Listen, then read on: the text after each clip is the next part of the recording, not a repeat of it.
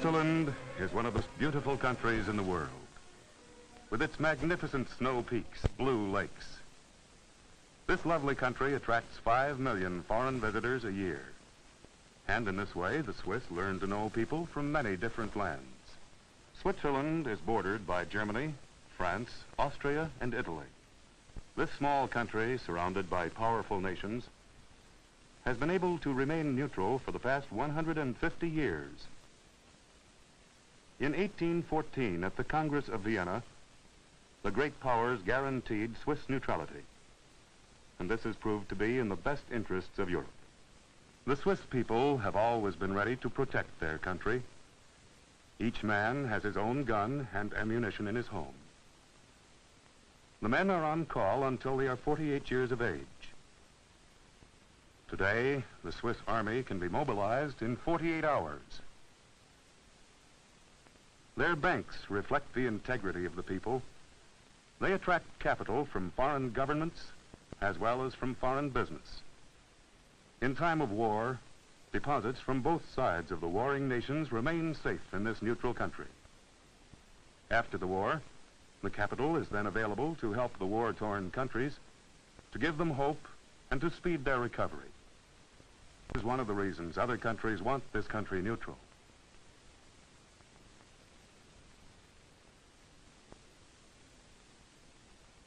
Lucerne is one of the many charming cities and is a starting point for trips to the mountains.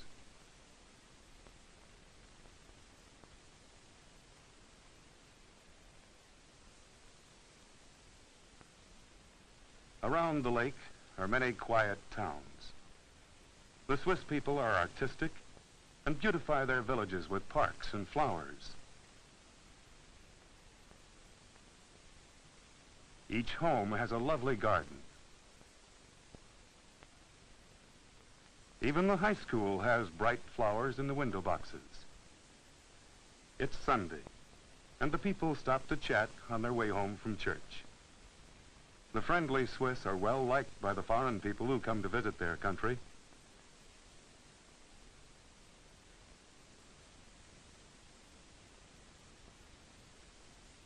This town near the forests has a large lumber yard.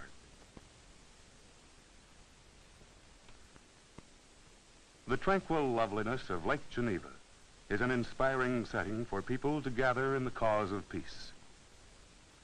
For over 100 years, Geneva has stood for international goodwill, perhaps more than any other city in the world. The Swiss welcome people of culture, writers, craftsmen, and even political refugees. Several of the former kings and queens of Europe now live here. The League of Nations was established here after the First World War. A plaque was placed here in memory of President Woodrow Wilson and his work for peace. The League later moved to this palace. The United Nations, now in New York City, has its European headquarters in Geneva.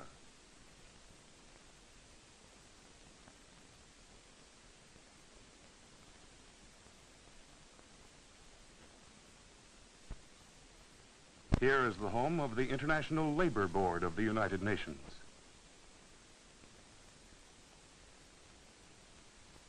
The Red Cross was established here 100 years ago. Its founders chose the Swiss flag in reverse colors, a compliment to Switzerland and the work of the Swiss people for international goodwill.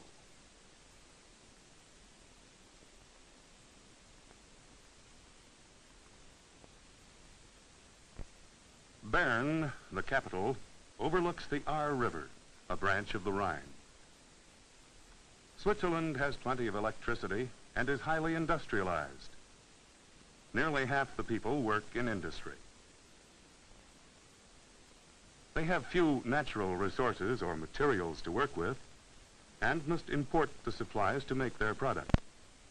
They're skilled and artistic and make things that take small amounts of material but need fine workmanship.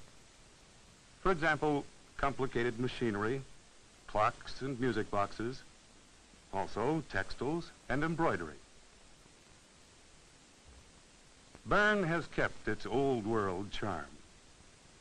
The arcades over the sidewalks and the street clocks lend a medieval atmosphere to this bustling, modern city.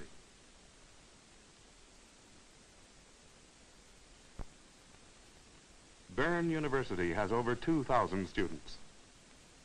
Courses are held in German, French, Italian, and English, because all these languages are spoken in the country. The fine schools attract foreign pupils. The 7th grade girls from the Meiyang School are taking a field trip. First, the girls hike to the Rutter farm to see the harvest. Many of the farmhouses and barns are built under one roof because of the heavy snows.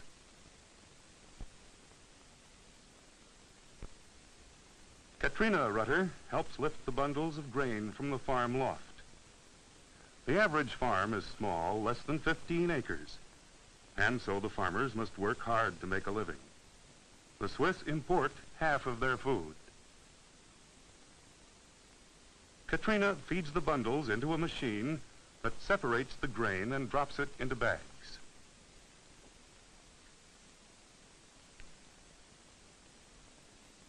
Next, the girls see how pottery is made. Mr. Kane, the potter, works in his home. The girls learn how he prepares the clay, molds it, and bakes it in the kiln. Mrs. Reese, their teacher, thanks him. These young people are taught to be independent and in this small democracy and know how to do many different things.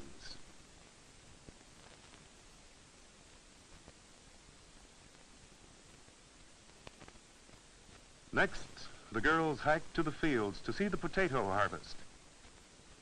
The Swiss enjoy outdoors, and the children learn to hike and climb when they're very young. And many city families take trips to the country. Switzerland is not primarily a farming country. It is mountainous, with forests and high pasture land. Only 1/5 of the people are farmers. All members of the family help harvest the potatoes, and they enjoy working together. Women do much of the farm work. As they load the potatoes, they burn the dried leaves and prepare the ground for the next crop. On these small farms, they have time for other work. It's not unusual for a farmer to be a ski instructor in winter or an alpine guide in summer. During the long winters, they often work in their homes.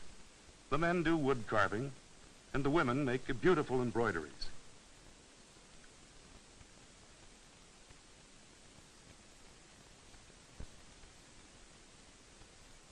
Another Friday, the girls visited the city of Thun on the River Aar. An hour on the bus from Bern. The castle on the hill to the 12th century and was the home of the Counts of Keyburg. Switzerland is an old country, rich in culture and with hundreds of years of heroic history. Most of us know best the story of their hero, William Tell. The women come early to buy the fresh produce at their fine marketplace. In this country, there is on the average a bicycle for every 5 people. Few of them own cars. The farmers arrange their vegetables attractively with the prices marked in shillings.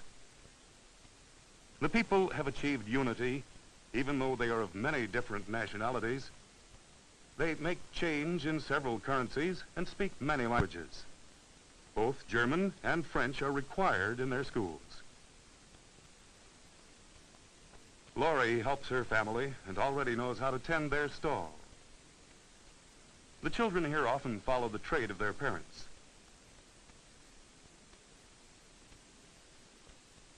The Swiss people are prosperous, and few are very rich or very poor.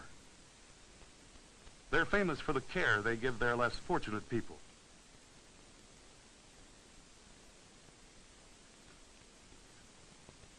Life here is not hurried. The people have time to enjoy their river. Boating is a favorite pastime, and the children like to feed the swans.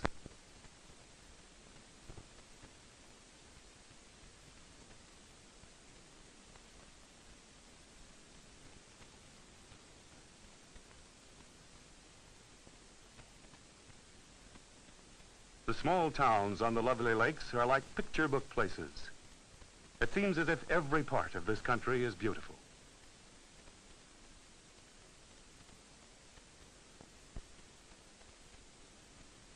In the fall, when the snows come far down the mountainsides, it is necessary to bring the cattle down to their winter barns. In the high summer pastures, there are barns where grain is stored, and often there are accommodations for the men who tend the herds. The girls enjoyed this excursion, as it's quite a celebration when the cattle are brought down to winter quarters. The bell cows are decorated with flowers, and often there are parties afterward. Dairy foods are their main farm product. They're famous for their cheese and condensed milk. Swiss chocolate is well known in foreign countries.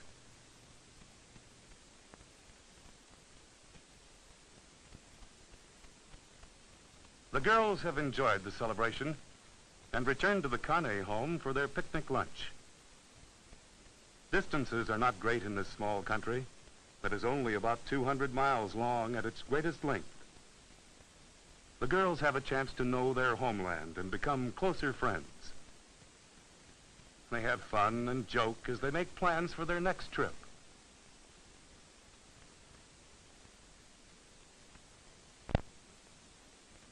Interlaken lies at the foot of the Jungfrau.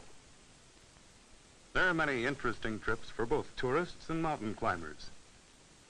Everything is done to increase their comfort and enjoyment, for the Swiss are the most famous hosts in the world.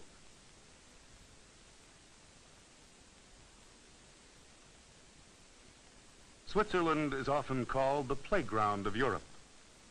Then, too, tourists have been a key business for many years.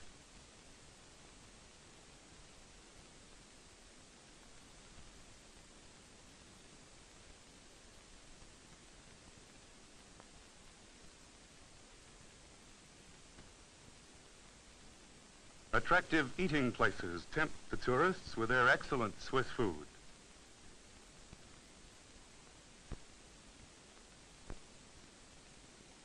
The farmhouses are charming with their wide eaves for protection from the heavy snows. Chief the dog helps the family pull a load of hay from the fields. Grandfather is an invalid and cannot help.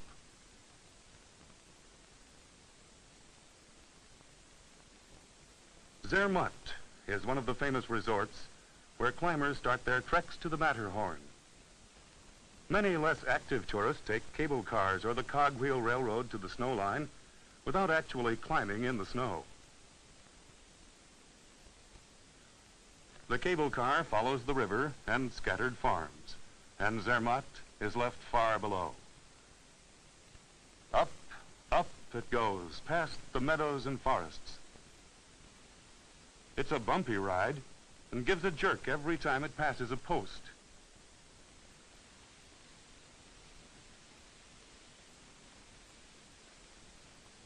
There are small chapels in the highest villages.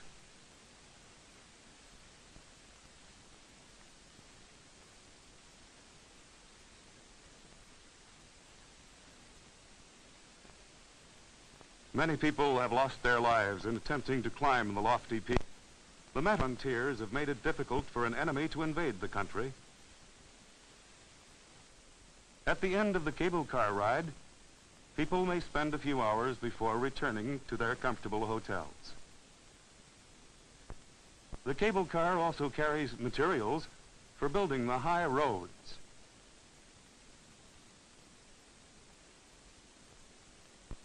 It's a steep climb for the villagers who carry their own supplies.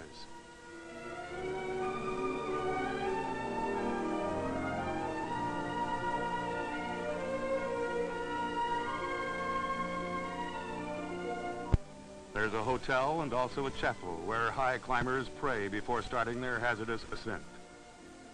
In this great solitude, one has time to wonder how the Swiss people have been able to maintain a neutral position with wars on every side of them. We have seen some of the reasons, and as we think about the needs of the world, it is good to know that one small country could contribute so much toward peace and permanent goodwill throughout the world.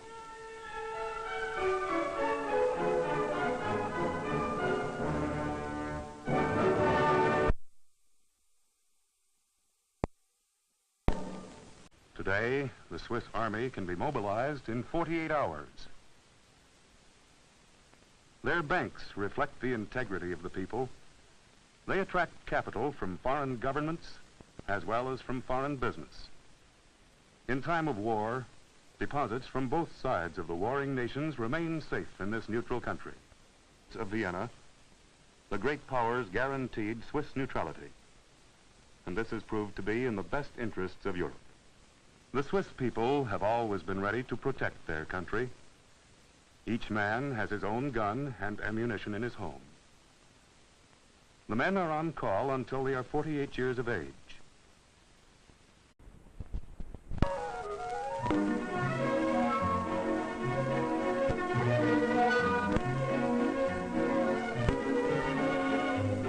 Switzerland is one of the most beautiful countries in the world, with its magnificent snow peaks, blue lakes. This lovely country attracts 5 million foreign visitors a year. And in this way, the Swiss learn to know people from many different lands. Switzerland is bordered by Germany, France, Austria, and Italy. This small country, surrounded by powerful nations, has been able to remain neutral for the past 150 years. In 1814, at the Congress, after the war, the capital is then available to help the war-torn countries, to give them hope and to speed their recovery. This is one of the reasons other countries want this country neutral.